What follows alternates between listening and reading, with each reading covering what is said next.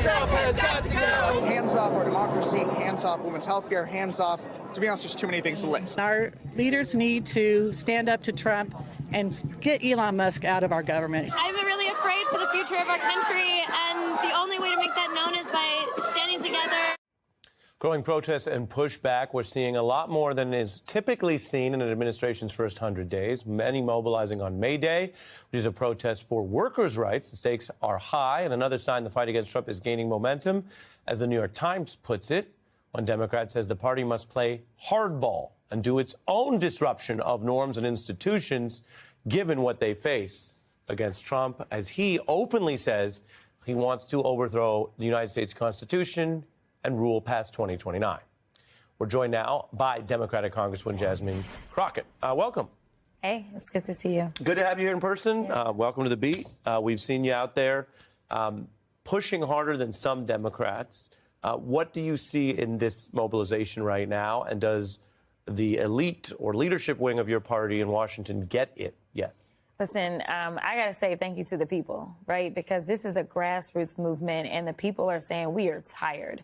And, whether or not we get it, I think that our solutions look a little different, right? Like, there are those within the party that are saying things like, well, we did not give them the middle class agenda. We somehow left the middle class. But I'm like, we never left the middle class, right? We know that this administration, the previous administration, was trying to help out those that were struggling under the weight of student loan debt, and saying if we can help them out, then this means that they can go and create generational wealth and go buy homes.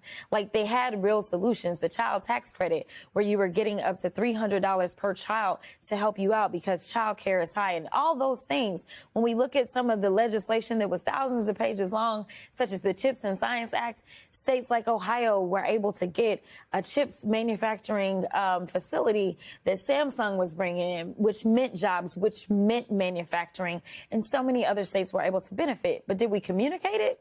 Yeah. Not really. Did people really understand what was happening? Not per se, right? And so, everybody has different solutions. So some people want to dig in and say, let's get to the policy, right? But what good is policy if the people don't understand or know that that is what you are going to enact? Or when it comes down to it, we are such a big tent party that we have certain people that say, well, never mind, I'm not going to push hard for those reforms, say by the time we get to the Senate and we have to deal with the filibuster. Kamala Harris spoke out. She's been laying pretty low, but she spoke out about some of this tension within the Democratic Party of what you do, and named some names, including yours. Let's take a look.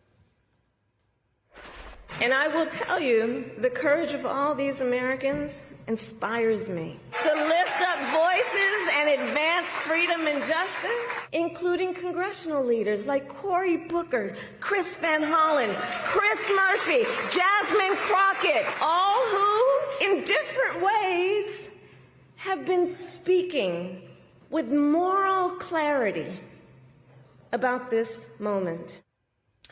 One difference seems to be whether we're after an election where Democrats said democracy itself is on the line and we're facing an autocrat, then do you just go back to saying, well, never mind, we wrote a letter, we'll hold a hearing and be done with it.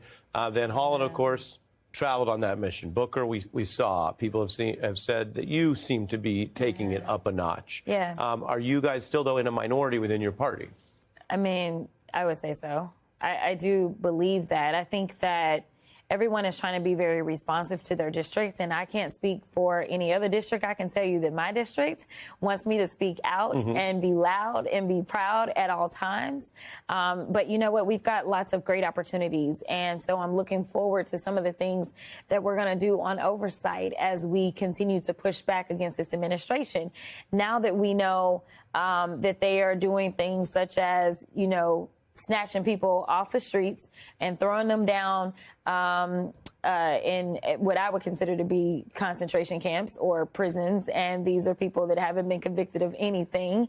And it's wrong. Listen, we have oversight over them. If we are in a contract with El Salvador, then it is us that have to decide as to whether or not they are violating human rights. And so we have to be given an opportunity to inspect. So even if James Comer says, no, Democrats, you can't go down there, well, we are elected members of the Oversight Committee. So we we should be requiring that they turn over reports to us. Same thing with the FDA, is they're going out and they're firing people, and we don't know what its impact is going to be as it relates to our food supply, and they don't want to tell us about it, whether or not our food is going to be safe. Then guess what? We need to make sure that we require that they turn those documents over to us. And if they don't, guess what? We need to show up at their doors, and we need to conduct a field hearing right there at FDA. Same thing as it relates to the planes that are falling out of the sky. Right. We need some real transparency, and we need some honesty, and we need to make sure that the American people are just as enraged as we all should be. Right. Because this administration is truly trying to kill us, it feels like. All right, we got you on that. There's also the thing in life and politics where sometimes things just work until they don't.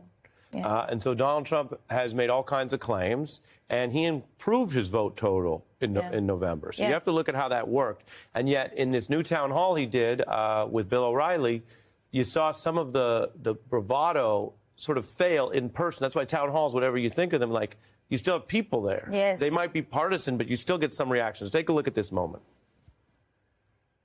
Lee says, what's the biggest mistake you think you've made in the first 100 days? That's the toughest question I can have, because I don't really believe I've made You mistakes. made any mistakes? We're in a transition period.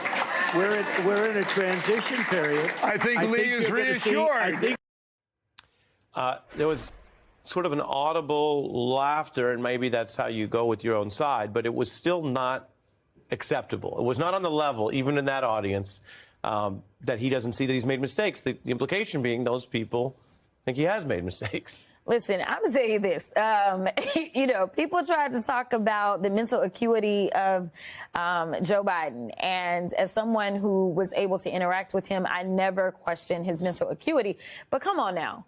Come on, like, you are crashing the economy. We are talking about record crashing of the stock market. We are talking about, you just mentioned it, the amount of people that he has fired. We are talking about people complaining and saying there is nothing at the ports. Right. We are talking about CEOs coming in and sitting down with you and saying that these shelves are going to be as bare as they were during the pandemic. Like, no, everything is a problem, not to mention Signalgate. And now you've got one of your, appointees stepping down because somebody was going to have to take the blame. Right. Now, I think it's the guy that needs, it's the guy that says he wants to have his makeup room that needs to go somewhere, because at least Mike Walls has some kind of experience within government, unlike Pete Hegseth. But honestly, get rid of the entire cabinet. We need to start over, because everything is messed up, from their HHS secretary. I know you're probably trying to move on to something else, but I'm just saying,